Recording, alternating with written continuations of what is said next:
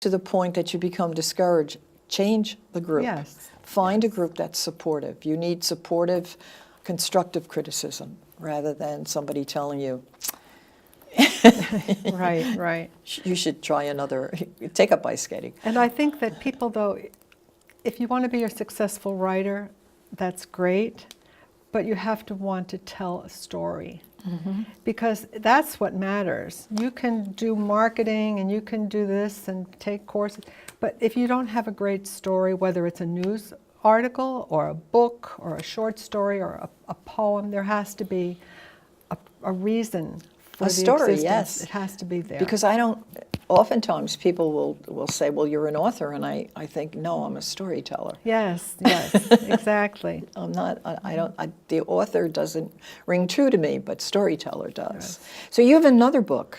Tell us about that one. Yes, well, I published my first real book with a co-author under a pseudonym. The name of that book is Big Fish, and it's by Jonathan Hyde. And it was done under a pseudonym because it was co-authored and it was a different topic that than I usually write about. It's a spy novel. It's still available. I wrote the book back in the 1990s with this wonderful, brilliant writer who taught me a lot about writing. And also my other mentor was this editor who said nothing is wasted. I have to tell you this. I was starting out writing for a local newspaper and he was the editor, and one day there was a knock on my front door and it was him. And he was glowering. And he put down my article on the table and he said, look at this. He said, this is a blood edit. And it was. It had red marks all over it. He said, this is wrong and you have that all over the place. And it was just terrible. Good content, terrible writing. And then he went over the whole thing with me and made it good. I will never forget that, because think of the nerve it took for him to come over and that he cared that much. Yeah, see, I look know? at it as he saw something in your cared. writing that was He worth did. him doing that. And he wrote many fine books himself. He wrote books about unicorns. Well, my next book is about a unicorn. It's an historical novel, but the unicorn factors in there. So I've dedicated that book to him. Can you give us a little hint of? Well, the name of the book is The Unicorn Trap, and it takes place in medieval times. It's during the era of serfdom and very isolated castles, the Middle Ages, art, development of art, just prior to the Renaissance. And again, the story of a young girl who gets herself in all kinds of trouble. And being a woman during that time, again, like this, it was tough. And she has to figure out how to get out of the trouble that she's in.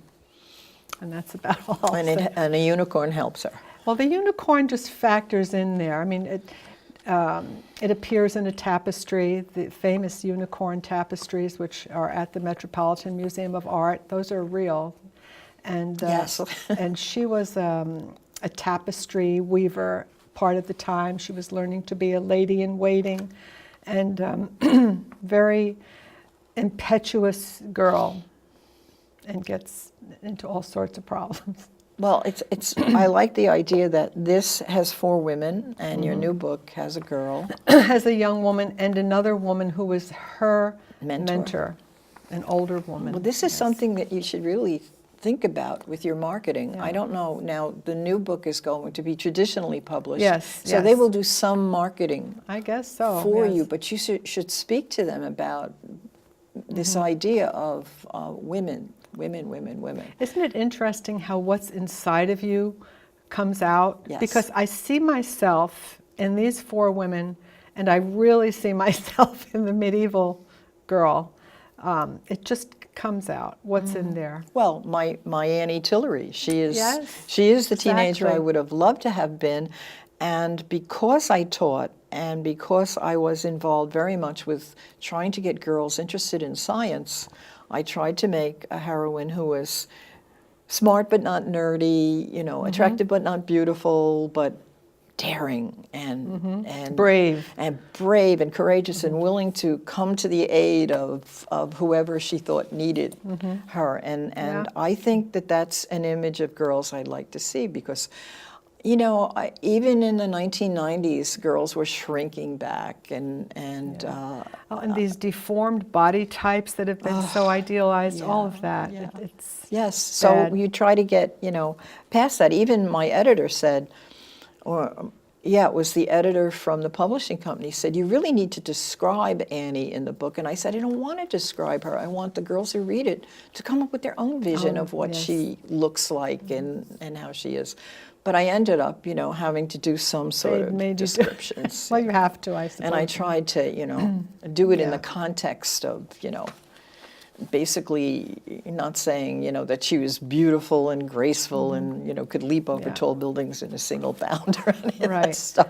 But, yet I still think that women have to be women and girls. You know, that we're not the same as men. I don't care whatever anybody say in the media. And we shouldn't be. And I wouldn't want to be. No. Who would want to? No, you know? no. And we have special...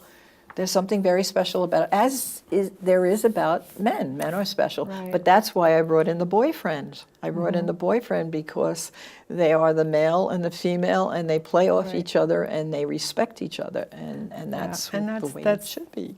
That is the way it should be. Yeah, absolutely. So I hope that kind of comes across.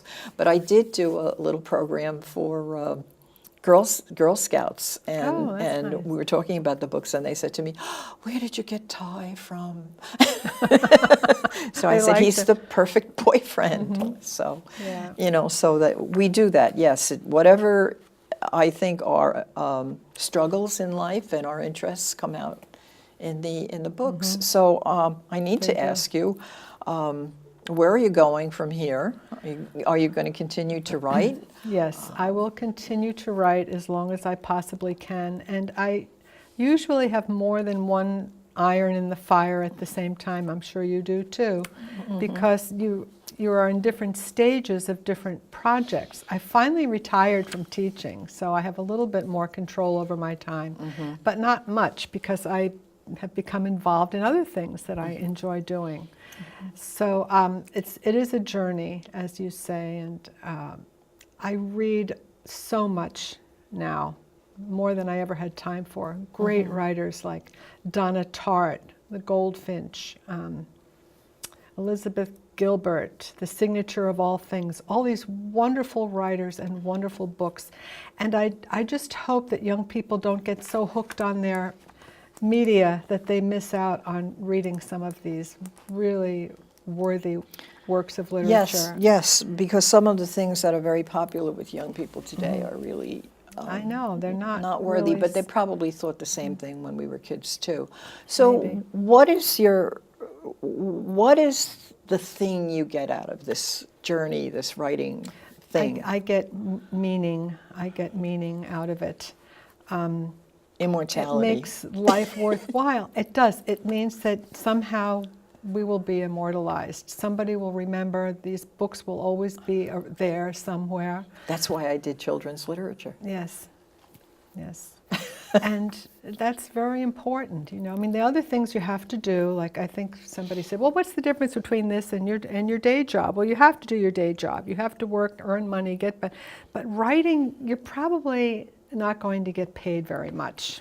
No, unless you're I never very, look. very lucky. I never think in terms of money. You can't, because you won't get paid very much unless you're Stephen King or somebody like that. But I don't care about that. I care that my stories are going to be read by somebody. Yes. And a book to me is the most difficult art form there is, because it's just ideas turned into words, put on a page. It isn't clay. It's not paint. It's just my ideas.